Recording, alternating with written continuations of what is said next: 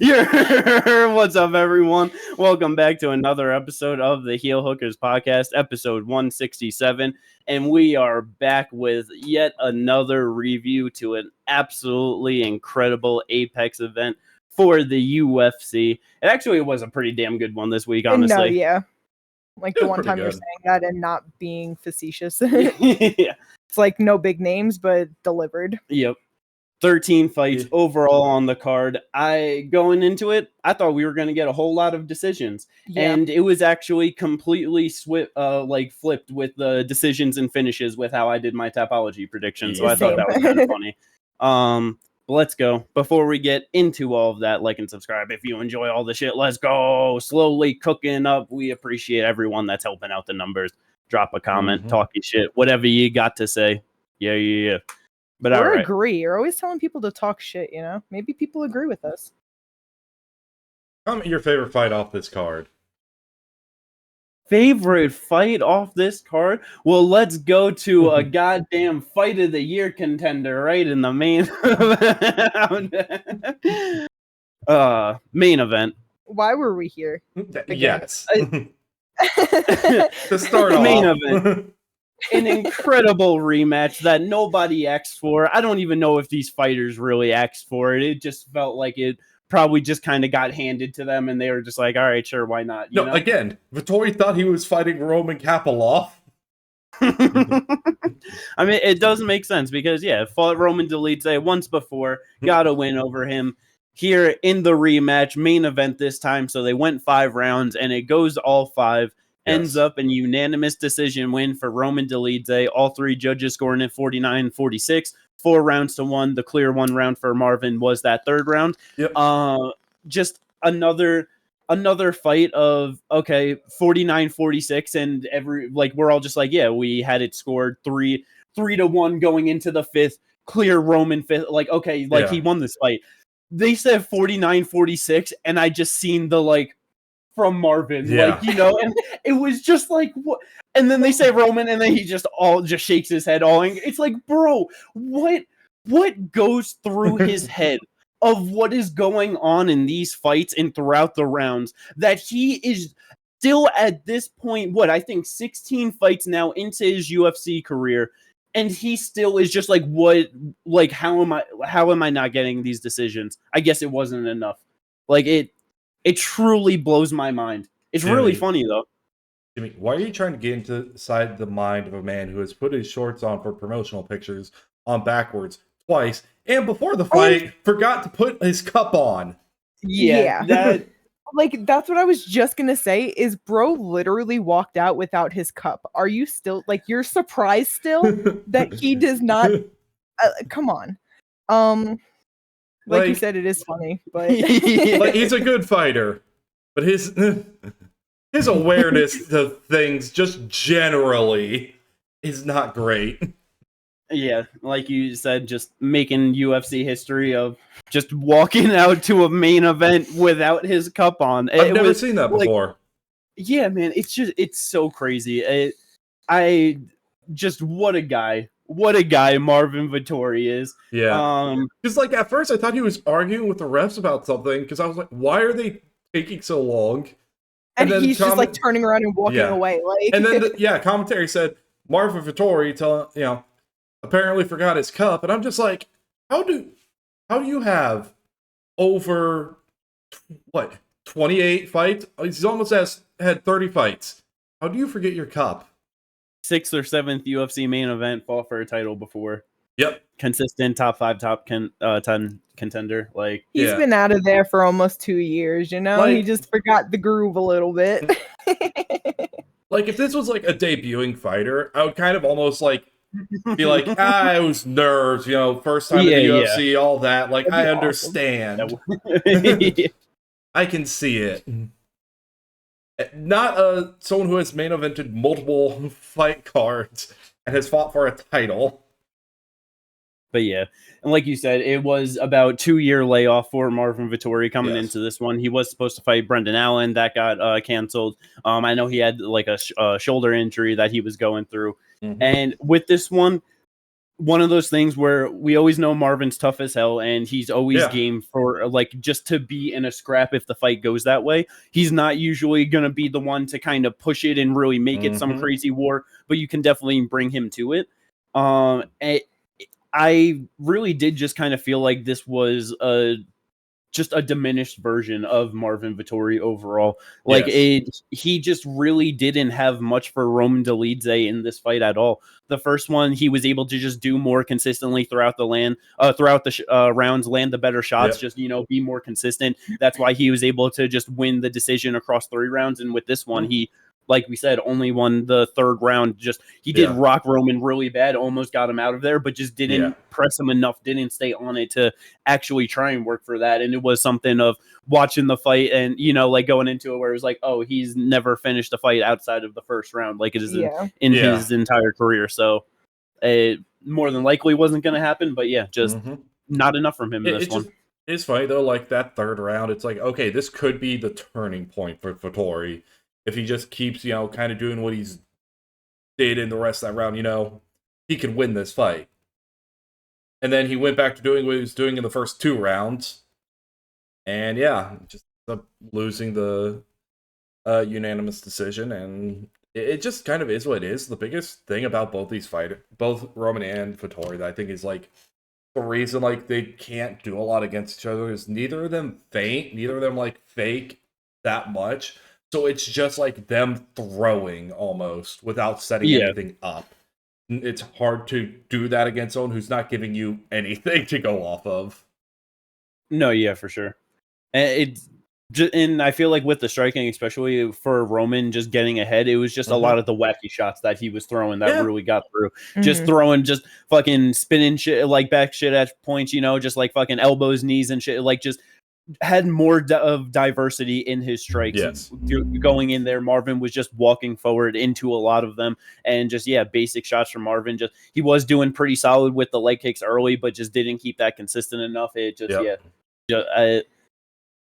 I don't know. It's like, just coming up like Marvin, he was just always a very basic fighter, but was just very solid everywhere overall. Had the toughness, like, the cardio was just able to go, had the grappling, doesn't use his grappling for shit anymore. Like, he fucking out-grappled, like, Jack Hermanson on his way up, like, dominantly over 5 rounds. Like, I remember, like, at that point, like, being hyped on Jack, and he had really good grappling. It's like, oh, how is this going to go? And Marvin absolutely shut him down, and it's like, he just doesn't do that at all. It's like, I just don't really know what has happened. Like, he did move to ATT for this one, but it always one of those things too of like going to a new camp. You might just need that adjustment period, get a few fights in to really get into a groove. You know what I mean? But and also it's like, I don't know. We usually give people the benefit of the doubt with him being off for 2 years and having the injury in between. It's like, I feel like we need to see at least one more fight because it's like, coming off of the injury, like being out for so long, like he didn't look great, but not that I think that he's gonna improve his game and become like the best fighter. But maybe just back to what he was, He might have just needed this. And it's like, being off for that long and then just being the main event. And it's like going through a camp for 5 rounds, just all of those things. It's like, that's rough. No, it is very fair. So the thing with one more fight and then we could see. I kind of see what you're saying, but I'm also like looking at like all his previous fights up until like his last like 5 fights. The last time he shot more than 1 takedown was against Paulo Costa. So his last 4 fights, he has shot 1 or less takedowns in each of those fights. So I think this just might be the direction he wants to go in, where he is shooting less takedowns, and it's potentially because of like the Izzy fight, because he got 4 of them, but he shot 14 of them. So it might just have been an adjustment after that. Yeah, maybe. I don't know. I do think that with being at ATT, that is just overall going to be better for him. What's he, 31, I think, still? 32. So it's 32. So still young, like has plenty of time to go. But like I know. Okay, that's what I thought. Roman Dolidze, the older guy at 36, into this one. And it's like one of those things where, it is a rematch, so you never know how each guy is going to be able to make the adjustments from the first one. And it's like, this being Marvin's first camp, you know what I mean, at a new gym, and he is a brickhead of a guy, you know what I mean? Like, he's not the smartest, like, fighter in there. Roman, he's not the greatest fighter either, but he does have an amazing team behind him coming from Extreme Couture. Like, so they know Marvin, what he does. They're going to be able to adjust for that better. You know what I mean? Roman Dolidze has gotten more experience since then. It's like, I know he hasn't really done the best overall. You know what I mean? But like, yeah, it was just overall solid work for Roman Dolidze over 5 rounds to get the unanimous decision in this one. Roman also doing better, varying his targets. First fight, he's 73 to the head, 15 to the body, 11 to the legs. This fight, 60 to the head, 14 to the body, 25 to the legs. So, varying his targets a little bit better. Not a whole lot, but... yeah. But no, yeah. Just the more you do that, easily just going to help up in all the exchanges and just keeping your opponent guessing. And yeah. So, with that, it's one of those things where it's like, yeah, wasn't... coming into it, no one really cared the most for this fight. It's just either fighter. It's just kind of where they're at. Like, yeah, but Roman, he gets it done. He says that the logical fights for him are Robert Whittaker and Israel Adesanya in the top 5. Yep. And it's like, if he were to get a top 5 opponent, those are going to be the guys that he is going to fight for sure. Yeah. Yes. Well, I mean, even with that, it's like Izzy, he's not fighting. I don't think Izzy's going to be he's going to take some time off. So it's like, unless he wants to sit out for a while, you know, but it's like, even with Whittaker, it's like, he's down to fight anyone, but like, he can get way better, more meaningful fights than a Roman Dolidze on his comeback. You know what I mean? I feel like Caio or Anthony Hernandez are right there to fight him as well. Yeah, and that's because middleweight, we've been talking about it so much this year, especially because so many of these goddamn events have been headlined by middleweight bouts. But it's just like, yeah, we're just waiting on an announcement for DDP and Hamza, basically, of just like, when is this timeline really going to start to get moving for all of these guys? Yeah. Yeah. 100%. Because it's like, with Roman, if timelines work for Caio and Whittaker, I think that that's a fight that could happen. But if it doesn't, I could easily also see them doing Caio and Roman, because that's a winnable fight for Caio, and I'm sure he doesn't want to sit out for too long. He's also not the next one for a title shot, especially with the way things are going, and still waiting on that Hamzat fight. Yeah. That it's like, he's going to need more fights either way. So I could see that getting booked. I could see that, but I could also see it potentially with timelines and everything, Caio fighting Strickland. Because, like, Strickland needs to be fighting down. He can't fight Nasruddin. So he literally has to fight down in the rankings. It's not like 6 is that far down. Izzy's not fighting. He can't fight Hamza. He's going to be fighting for the title next. And then it leaves Whittaker, and so it's either Whittaker or Caio. That all just depends, again, on when each of these fighters want to fight. So I could easily see those happening. And then with Roman, he's kind of like, kind of down there in the ranking. Like, yeah, he's going to come up, but he's going to probably be number 9. I think they might go to the Cannonier fight. Yeah. Who knows what they're going to do? I know. With this 185 is a fucking mess right now, man. And it really is just so hard, because it's like, yeah, you have Caio, which is like ranked number fucking 6, which it's like, I get that his last one being fucking Jarrett, you know what I mean? But it's like, dude is easily number 2, number 3 contender up there. You know what I mean? Like, so it's just how they do the rankings always just makes it harder of like where they're actually gonna account for people. You know what I mean? It's like, and then yeah, with Sean being at number 2, like, yeah, he does have to fight down, obviously, but it's like, who the fuck knows who he's gonna fight? Is he just kind of taking up the spot? It's just and it's one of those things too of like, we love Fluffy, but not a lot of people really give a fuck about him, so like, he's not gonna get favorable like pushings or anything. Even as much as we love Caio and the Fighting Nerds and everything, he is easily the least exciting guy out of the Fighting Nerds. You can tell that he's not getting the push like everyone else is, you know what I mean? So who knows how much they even care to like do shit with him. And fucking Roman Dolidze, I know they don't give a single fuck to do anything with him. So you know, it's like that's where it's like Jared, I feel like he's someone where obviously he's not like a young guy coming up or anything, you know what I mean? But I feel like he gets more of the respect from the UFC. And so it's like, I wouldn't be surprised if like Sean is like, yeah, I want my Jared Cannonier win back, you know what I mean? And they go to something like that, and then it's like, just even more of a mix up of who in the fuck is ever gonna fight each other, you know? Like it's this shit's kind of insane, like with the way middleweight is right now, because it's like because that top 7 right now, it's just like who fights who. Because Strickland, like, because Whitaker wants to fight Strickland, he's like that he's been saying that, and Strickland kind of is like, he's kind of weirdly not really talked about that fight. And I don't know why. Bro, because, he don't want that shit. That's why I didn't even think of Kai over Sean. Like, I don't think that happens. Yeah, like, that's why it's like, yeah, I don't think Strickland wants that either. Because it's like, what, fucking Kyle gonna fucking be so much faster, more athletic, just touch him up on the feet and just move around, shoot takedowns if he wants to. Like, it, you know, like, yeah, it's... Yeah, I mean, I was talking about Whitaker, but... No, I know, but that's shit, my bad. No, yeah, but because you said that, but yeah, like I don't think that he wants the Whitaker fight either. Yeah, like no. that is an extremely rough fight for him. It's I know. Yeah, so because then you got fucking Dolidze and Strickland out of the same camp, so they're not going to end up fighting each other probably. So they probably fight each other for a title, but that's about it. Yeah. So yeah, we'll see. Even with like Vettori being ranked number 8, Dolidze being 12, like coming into this one, like you said, Dolidze probably be ranked number 9, but it's like definitely won't get pushed up too much in the rankings with that win. Just very solid for him in his career though. Definitely needs that to just start trying to grind his way back up. No, yeah, exactly. Well, let's go. Moving on from main event, co-main event, Chidi and Njokuani, Chidi Bang Bang, my guy, ends up getting the second round knockout over Elizeu Zaleski dos Santos.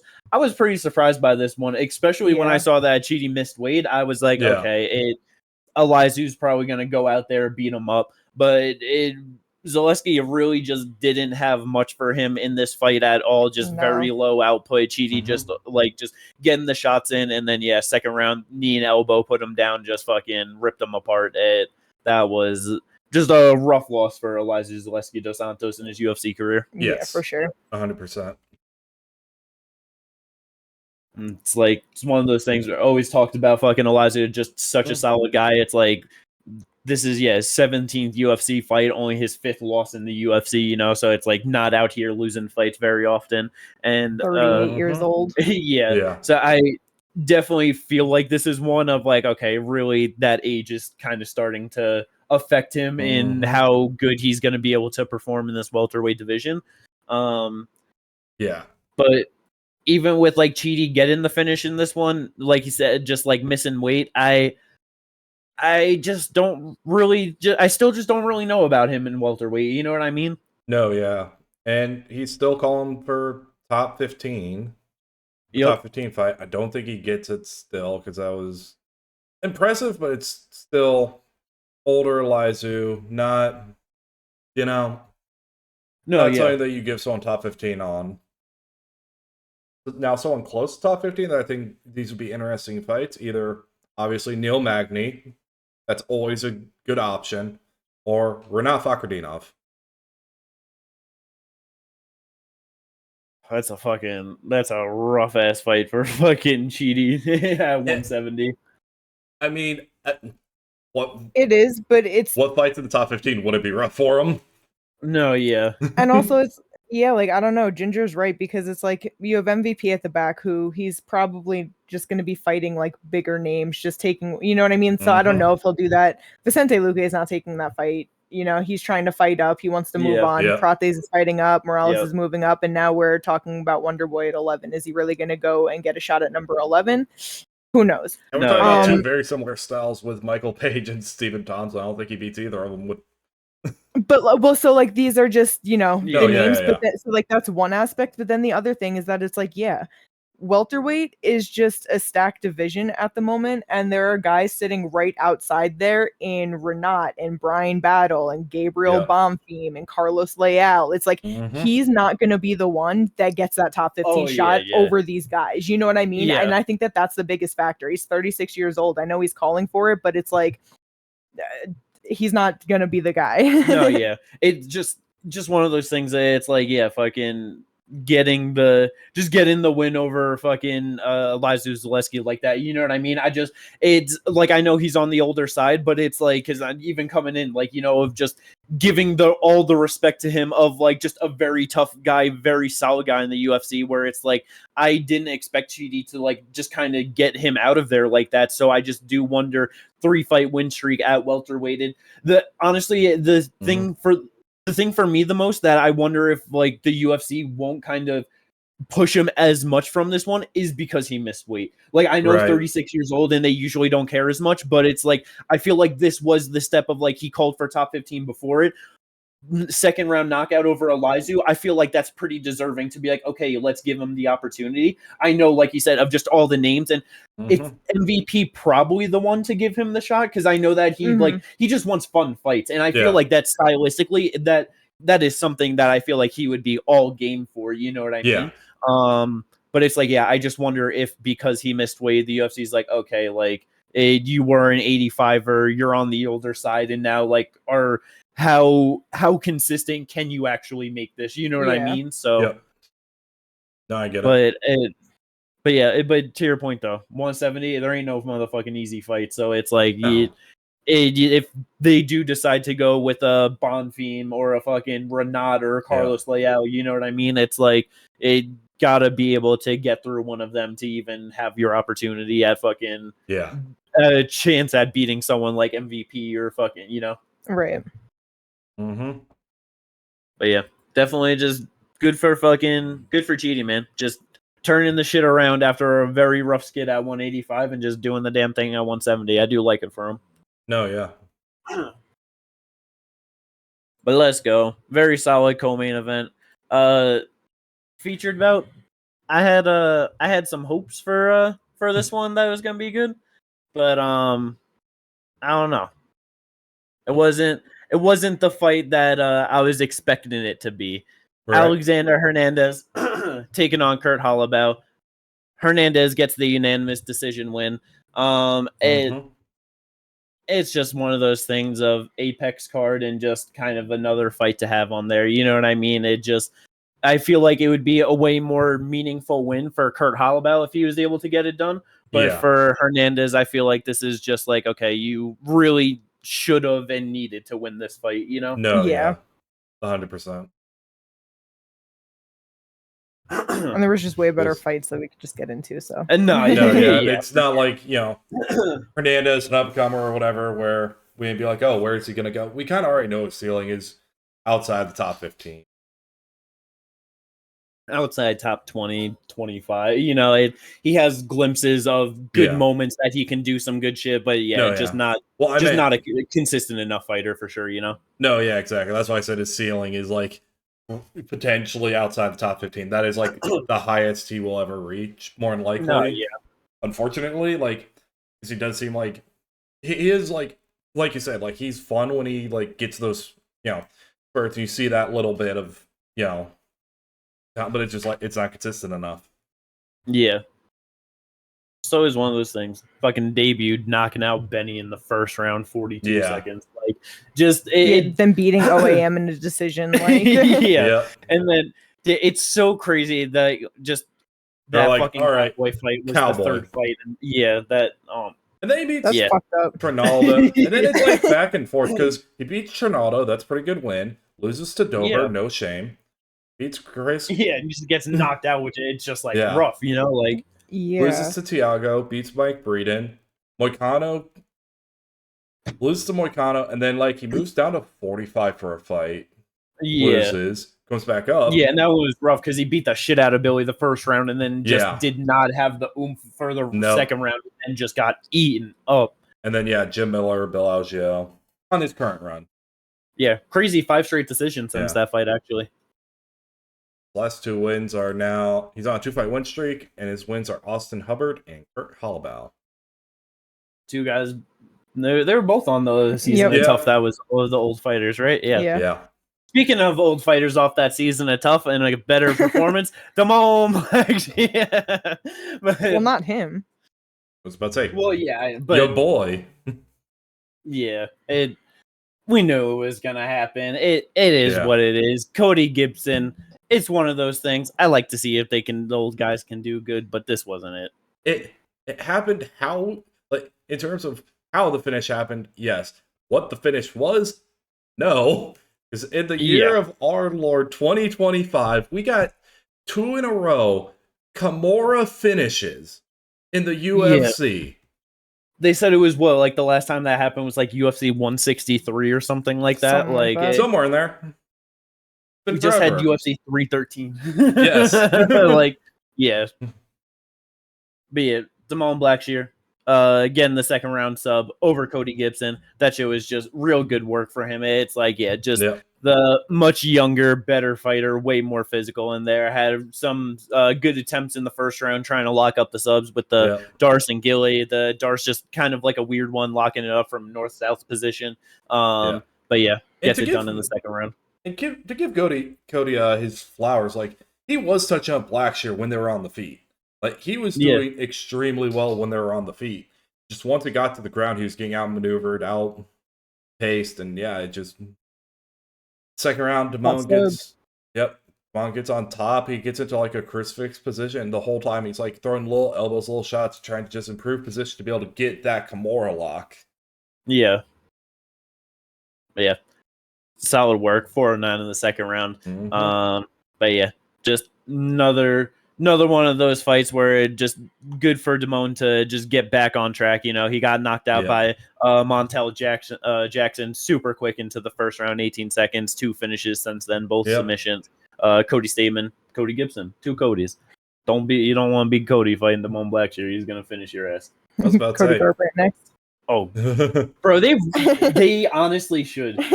They really just should do that because it'd just be funny. Just find all the motherfucking Codys you can at bantamweight and line them up in a row for Damone Blackshear to sub and take down. Yeah, the only way he has won in the UFC is by finish. His first UFC win was by ground and pound. Then he got a twister, rear naked choke, Kimura. Nice. Yeah. It's 4-3, 1 draw in the UFC. Like a draw with Yusuf Zalal. A loss to Farid Basharat, Mario Bautista, both by decision, and then that quick knockout to Montel. It's like Farid is working his way into the top 15, and then the other 2 already in the top 15. It's like very solid fighter, 30 years old now. Like he can definitely just end up getting his game together potentially to start working back towards the top 15 for sure. Yeah. And it's like, they give him fucking Cody Garbrandt and gets a sub over him. That for sure you're getting yourself a top 15 fight after that. There's no doubt about that. But hell yeah, let's go. As Ginger mentioned, 2 Kimura finishes in a row. This next one, another undefeated fighter in the year 2025, losing his O. Another guy on this card that came in overweight, 4.5 pounds. Yeah, that's crazy. At 205, weighing in at 210.5. That is just crazy, man. Seeing the pictures from him on the scales at Contender Series to him now, it was like, damn. It's like, bro, did they book this last week? It did not look good. Brenson Hibiero gets it done in the second round as well via Kimura. Knocks him down in the first round with a clean 1-2. But second round, DR gets the takedown. Brenson reverses it with the Kimura, finishes out. Isn't able to roll out of it or anything. You know, he's a 205 that missed weight. He's not doing no rolls or nothing like that. You know what I mean? He just didn't recognize it quick enough because more than likely Barrio was using that as a way to just sweep, and they just, you're just gonna let me have this, okay? And did okay. It's just like, with the performance overall, with the fact that he missed weight by 4.5 pounds, UFC already don't like you missing weight. You missed by that much, and it's your debut. I wouldn't be surprised if he got cut. I'm gonna be honest. It's one of those things. I don't know because I know Brenson isn't a great fighter. Like, this made him 50-50 in the UFC. Had a 2-fight losing streak, now a 2-fight winning streak. I feel like if he was like a more like just confirmed word, like if he had like a 1-4 record or something, or like a 0-3 record in the UFC, and then he missed waiting, I feel like that's like guaranteed. You know what I mean? But they might give him another shot. You know, at 27 years old, 205 pounds, like they need people to try and come in and do something. From Kazakhstan, it's like they are starting to get some fighters, you know, like out of that region, starting to actually build a little bit of a roster from there. So it's like, I just wonder if he might get another shot. I was thinking that, like, maybe one more. It kind of does just all depend. But I get your point, though, man. They really don't like you missing weight at all. Yeah. Like, if they did, would not be surprised. Like, I'd be like, damn, okay, It's like... it was a message. It'd be one of those things where it's like they're sending a message. Because, like, again, like, half pound, like, they're a bit more lenient. They don't like it, but they're a bit more lenient. 4.5 pounds when you're at 205. That just seems lazy. Yes. And like you don't care. But exactly, like you miss by half a pound like other people did on the card. It's one of those things where he will definitely look at certain regional things, look at maybe what your camp looks like, maybe like just look at how hard you were trying and be like, damn, okay, that sucks, you know, and then be way more willing to be like, nah, I'll give you another shot, bro. Like, it's okay. But yeah, 4.5 pounds, like you said, at 205, that's crazy. Yeah. Because I know, like, even for me, like, even if it's in like the 1 to 2 pound, like that's kind of, if it's like you're clearly trying, but like that maybe you didn't try for the last pound or something, you know, but it's like that, like you got into that reach, you know what I mean? But yeah, like 3, 4, like 5, like that's when it's like that's pretty off, you know, like But yeah, so we'll see what UFC does with him. Again, they're 27 years old, so hopefully they keep him around. He's able to make the weight, get some good performances going. So just have some more people at 205. Get to the PI, get something going on, dude. For sure. 4.5 pounds, yeah, that is completely unacceptable. Yeah. Going on down to the last fight on the main card. Kevin Vallejos. This fucking kid, man. I mean, he was coming into it, we knew what he was supposed to do. You know what I mean?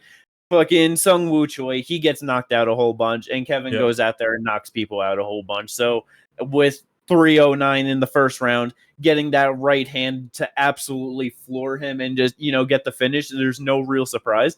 For me, like, just one of the things that was the most, like, impressive out of that was as soon as he got the knockdown and, like, Sung Woo was just, like, you know, just moving to try and, like, just recover whatever, the way that he got right on top of him to instantly start ripping the ground and pound, it was just so fluid, and I was just like, yeah, that... just like that real finishing instinct, you know what I mean? Where it's like, sometimes you see people just, they land the shot and they're like, oh, they hurt, and they kind of just like spaz out going crazy, you know? Because it's like, oh, I just got to land something. This was his 5th ground and pound finish. Word. So, yeah, he definitely has that reaction of like, oh, you're down, I'm right on it. Like, it just super clean.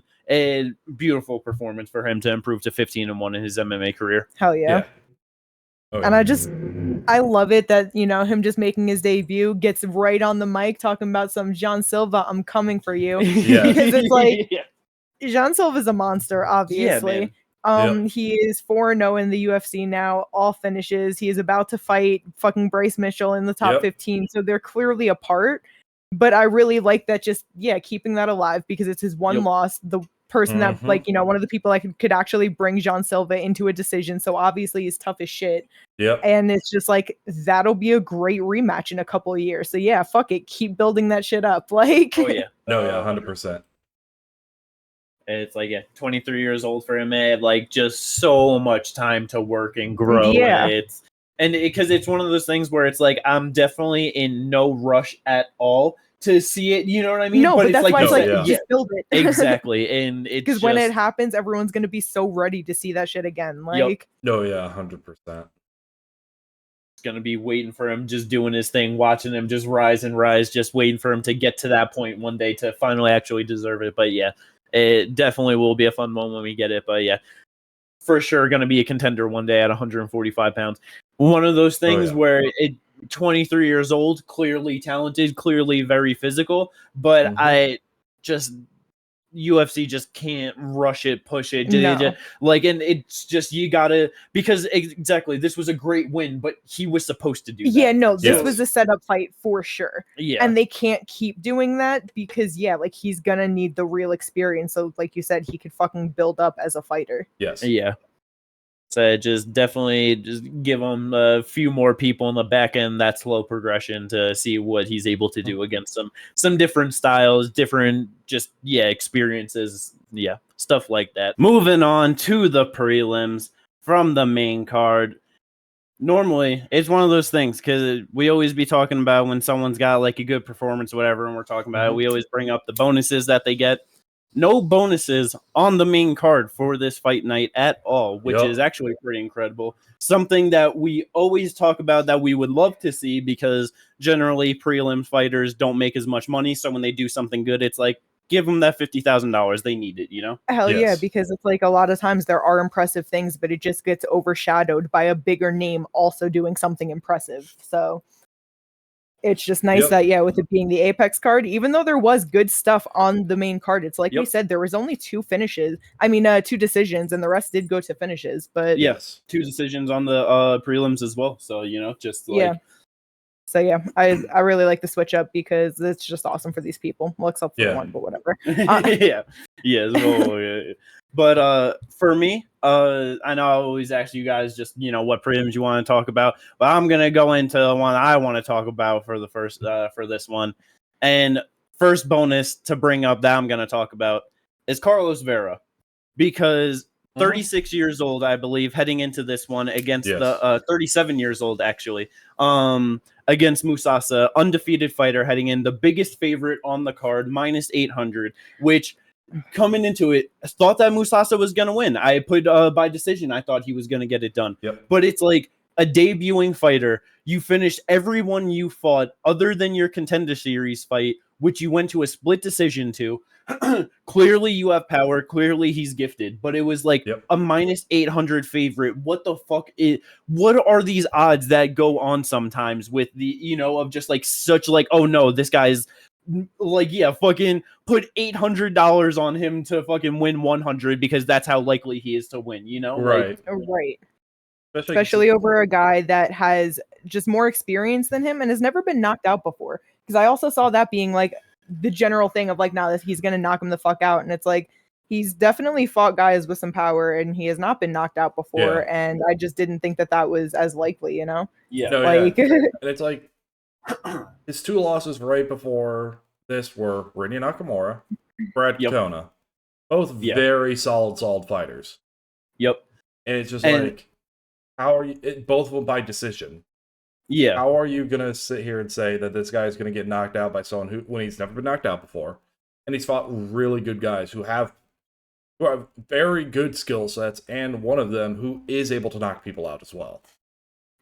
And it's like, he is 37 at 135 pounds, so that's not great. But training out of Team 50-50 with Ryan Hall, you can clearly see that the influence in the fight style just plays to his game, because very good on the back foot, just moving around. Just the kicks were incredible. He had the one spin kick that landed clean to Masasa and just absolutely ate that like it was nothing, you know? But then, which, like, you know, we were like, damn, he's tough as shit. And then a little bit later on in the round, just throws like a 1-2 as he's like fading off to the side, and as Musasa was also moving, and just throws a head kick right up, lands right on the chin and drops him. And he hopped right on the back instantaneously, puts in the rear naked choke and gets the sub. That shit, like, I felt really bad for Musasa in this one. Another guy also missing weight, I believe by only half a pound. So it was one of those things of clearly trying, clearly just struggling, don't know what happened, but it just such a clean win for Carlos Vera in that one. Good for him to get a win in the UFC finally. I really 100%. Feel like with Musasa, because he trains out of the Congo, like DR Congo, you know, and I don't know how much of an MMA influence is really there, like what their gyms are like, how much they have, you know. So I just wonder how much that's going to affect him being at the highest level now, because it's like, you're going to need to be able to get your weight down and just it just, I don't know, like go hit the PI if you're able to, and just get some different training, get some different training partners, just really elevate your game. Because like you said, he's clearly gifted, but I really think that he just needs that extra experience and learning from just a higher level, you know? Yeah. No, yeah, 100%. Just one of those things where, it's just always hard coming from certain places, you know what I mean? And just like I said, not like, don't know what the real MMA scene is there. So it's like, don't know what the gyms are like and all of that, you know what I mean? And it's just, and he, does want to like train out of like, the Congo and like just fight there and just have that, which is always one of those things where it's like, definitely I get respect that. And because he wants to be able to pave that path, but it's like, if he can just split it up at any point, you know what I mean? Just come out here sometimes, or go to just go to certain places sometimes, really get that training and then bring it back. You know what I mean? Exactly. Like, I really think that would help him. For sure. Oh yeah, 100%. Because I mean, even then, like going to like Dracus's gym in like South Africa, doing things like that. Yeah. Just like just anywhere to definitely get some like higher level for sure. But either way, it definitely will be like, I feel like he'll be able to do something. Just 26 years old, he's still got plenty of time. But just a good win for Carlos Vera. Happy for him to get that $50,000 bonus for that as well. Oh yeah. Yes. But out of the other bonuses, which ones do you guys want to bring up first? Bro, the first fight of the night. I was really excited for this fight. I didn't expect it to go like this, or at least so fucking quick. Carly Giudice and Eunice Dubin. It's Carly, just she's a great fighter. But getting onto Contender Series at 3-0 is crazy. But she put on such a good fight that they gave her a contract. She lost a split decision in that fight. Puts on another great fight, getting fight of the night, losing a split decision. Going up against Eunice Dubin, who is 6-0 headed into it, another fighter losing their O, and just has straight finishes. The one girl that she fought on Contender Series, 5-0, very solid, in Shannon Clark, and just one punched her out of there. So I thought that this was going to be a good scrap, but Carly's pressure and her striking is just so clean, and Eunice was having a hard time with it. You could tell she was throwing those big shots and a couple were landing, but Carly was just too clean with it. The one question mark kick that she threw in there, and then the head kick that just dropped her, and fight was over. 140 into round one. It was just vicious. Like the pace and pressure, that was the story of it. And just a minute and 40 into the first round, it just crazy that just so quickly that that was all she could handle. Landed that big shot to get her out. But absolutely incredible for her, man. 26 years old, 4-2 now in her career. Just definitely good to avoid being 50-50 overall. But they just definitely got to keep matchmaking her good to get some wins, get some experience. You know what I mean? But keep doing things like this. Give her girls off of Contender Series for her next couple fights, and then But great win. Definitely happy for her to get $50,000. Hell yeah, that was awesome. And just a great way to start it off. Exactly. But Ginger, which of the other two bonuses do you want to bring up? So, I don't remember one of the fights at all. I don't remember the Lima fight. I genuinely do not. I remember the finish. Beating the shit out of Perez for like the first 2 rounds, and then in the third round was still beating him up. Looked a little bit tired, I guess, but then got the back and choked him out, and the fight was over. Like, bro, I feel like that was one of those on fights. The feet. Like he is, bro. I know Lima hasn't been the most like exciting or like have the best performances. He is such a solid guy at 125 pounds. He's gonna fucking break into the top 10, no doubt in my mind. No, The significant strikes, 108 to 33. I don't remember what was going on during that fight. I feel like me and Jimmy were talking some dumb shit. That's possible. I don't know. And I didn't want to bring up the other one, so I was gonna bring up Waldo Cortes-acost and Ryan Spann. Because we have to. Priscilla Cachoeira, she uppercutted the shit out of Josiane Nunes. It was clean. It was perfect. Josiane was out. It was sad because it's Priscilla and she's just a dirty fighter, but she did the thing. Josiane Nunes has no business being at 135. It is what it is. Yeah. That made me so sad, man. 5'2". Like, I know she has a 67-inch reach. That's stupid, but 5'2" at 135. Mm-hmm. Yeah, it's crazy, man. And she is just so not good. She just really has nothing to her game. It just, yeah. Priscilla moved up from 125, and she's 5 inches taller than her. Like, come on. 5 inches taller with a 2-reach disadvantage. Yeah. But yeah, so one of those things, yeah. Definitely a good knockout for Priscilla, but still fuck her for sure. Yes. But then you go into Waldo and Ryan Spin. Look, the only reason I want to bring it up is because, like, much as we clown on Waldo, he's actually a pretty good fighter, especially at heavyweight. Like, he's got good striking, his takedowns aren't terrible, and he actually fights in a good manner where he's defensively sound. He doesn't take a lot of shots, and he was just able to pressure Ryan Spann, and Ryan Spann had nothing for him, even though we were coming in here thinking he might be the faster, more athletic fighter. It was just impressive, and the way he was able to counter, left hook, knocks him down, and then just into straight up ground shots. It was it was impressive. This really was the one to me of like kind of just really being like, okay, he is actually just a solid prospect at heavyweight coming up. Like, obviously has the ranking and stuff, but like you said, of just Ryan Spann not having much for him, it's like this first like 2 minutes of the fight, I remember just saying and thinking of like, this is the most fucking like composed I've seen Ryan Spann fight in like the first 2 minutes of a fight for a long time, you know, like was just really looking good. And then Waldo really started getting the jab going on him. And I feel like that's where everything just started to fall apart. Ryan Spann just started throwing crazy shots. There were just like a few moments of him landing some big shots on Waldo, you know, and like Waldo landing back. But yeah, it really was just Waldo all fight long until he got the finish of just having the cleaner striking all around, way better movement. And yeah, Ryan Spann really didn't have much for him overall, just was frustrated seeming at the end of the first round. And that I felt really bad for Ryan Spann in that one. Yeah. But yeah, Waldo, he, out of all the motherfuckers like coming up at heavyweight, he definitely is one of the best guys coming up, and it like has the most like potential for excitement out of like fighting the guys moving up to. Yeah, I feel like this is like, you know how you said it's just this one is the one that you really started feeling that. I mean, it makes sense because they really haven't been giving him very notable guys, you know? The one guy in Marcos Rogerio de Lima, he lost to. But it's like wins over Jared Vandera, Chase Sherman, Lucas Brzezinski. Andrei Arlovsky is solid, but in the year 2024, he's old as shit at that point. And Robelis to Spain, you know? It's like you didn't get knocked out by him, so that's good, you know? But like...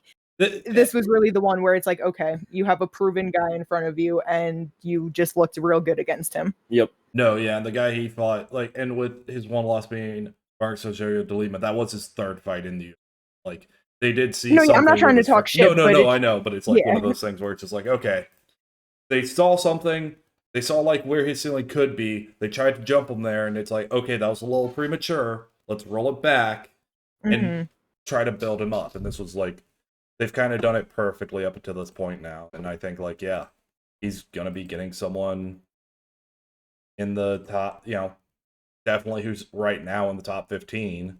Well, he's number 12 right now anyway, so. No, I know.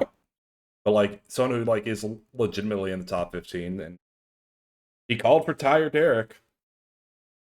Very possible that he gets either one of those, honestly. I do think that I would much rather Derek Lewis over Tai Tuivasa, because Ty just doesn't need to be fighting a ranked guy at all. But yeah, Ty should not be at number 10. No, not even close. But so if it had to be one of those two, I would definitely prefer Derek Lewis for sure. Yeah. But yeah, let's go. Waldo, very solid. See what he's able to do at heavyweight in his career. And definitely all of the most notable stuff from the prelims, all the good shit from this card. Let's go. But Tapology, we got some results. Jim Bob's back on top, right? Let's go. Was this 3 weeks in a row now of me not coming in second place? Because I got first, I got third, and now I'm back in first. Yeah. The tides are turning. I'm not a second place guy anymore. You're either first or last now. Hey, well, the 2 first, 1 third. I'm on the come up. I'm gonna start getting more first place out here. You know what I mean? Still less first than me. We'll just point that out. Yeah, where your third place though at Bucko? Flip, because Katie has the most first places, and you came in second 6 weeks in a row. Yeah, but how many third places do you have? Look, we're not talking about me right now. We're talking about you. That's what we're going to talk about. Let's go. I came in first out of the 3 of us, second overall in the group. Did pretty good. 8 correct out of the 13 fights. Got 3 decisions, 1 perfect, and 1 semi. I cooked pretty good. But like I said at the start, I thought I'm pretty sure I put 9 decisions and 4 finishes on this card. Yeah. We got 4 decisions and 9 finishes on the card. So I'm surprised that I got fucking 3 decisions in one. I guess with picking so many decisions that the few that went to it, I was bound to get. So I was about to say, me and you both got 3 decisions. I got 0 perfects, 2 semi-perfects, 7 right. It was a close week. I was only 85 behind you? Yeah, I was at 540 and 455. Yeah. So yeah, definitely it wasn't too bad. Definitely one of the rougher nights for Kate in a while. Kate just hanging back all quiet, not saying shit out of here, just trying to silently move past this part. Hey, when she got it right, she got them right. She got 2 perfects and 2 decisions. Of the 5 she got right. Damn, that's pretty crazy. Yeah. Like, to be fair, that's a pretty good ratio right there. Yeah, 5 right, 400 points. That is pretty solid. But yeah, definitely a little rough overall. I get it though. It'd be like that. Bro, doing the picks for because that's where it's like, whenever give a shit and I didn't know. Like whenever I come in first or whatever, always gotta talk the shit and have fun. But it's like I was so not confident of anything. After all the decisions I put in, I was like, I'm gonna do terrible. I was like, there's no way this is how it's gonna go. I was like, I don't know, but got lucky enough to get most of it right to come out on top. The one perfect I got was Damone Blackshear with the second round sub over Cody Gibson. Very sad. Yeah, I got that in the Kevin one. Yeah, I think that was my semi perfect. I think I went second round on that. But yeah, not too bad of a night of the office in Tapology. Let's go. And then the only last thing to mention is the draft. Jing. You had one guy on the night. You went Marvo Vettori. It was a surprise pick when he picked him. It's Marvin. He's been out. And it's Marvin, I did think he was going to win, but I thought he was going to win. I thought when I picked him, they might go back to a Brendan Allen fight, which is a very winnable fight for Vettori. So. Yeah. But overall, I'm now 50-50. 4-4. Yep. Hey, that's not negative. You know what I mean? Not yet. Yeah, it's not negative. Yep. You do have 3 fighters next week, though. I'm on 3-0. Yeah, we'll get into all that in the next podcast. But this could be a make or break week for Ginger. Honestly, next week it is entirely possible. It is possible. Not exactly like it will happen, but we could all end up with 7 wins. Yes, total. that is the potential that because he has 4 wins. And if I get all 3, that's 7. And we're at and 6 you two 1. both have 1 fighter, and you're at 6 wins. We could all end up with 7. Yeah, I forgot about it for a second. I was like, who the fuck do I have on the London card? And then I was like, oh yeah, 1. So we'll see how all of that goes down. See if Ginger can get himself back in the mix. But yeah, I mean, it's one of those things. It's still super early on. Very easy to get back. Well, let's go. That is it for this episode of the podcast. I hope everyone enjoyed it. Don't forget to like and subscribe and drop a comment if you did. And we will catch you previewing good old London car. Let's go. Leon Rocky Edwards and Sean Brady Baggs. Woo! Peace out, everyone. Peace.